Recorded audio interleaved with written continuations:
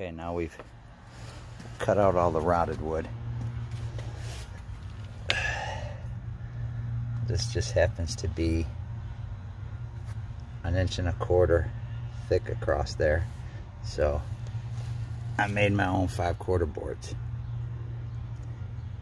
which are 1.5 inches thick, or 1.25 inches.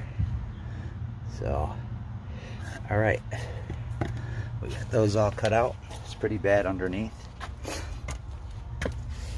notched out.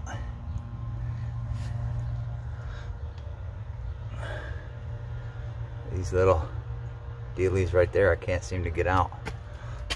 I don't have my sawzall, so I probably should run and grab it.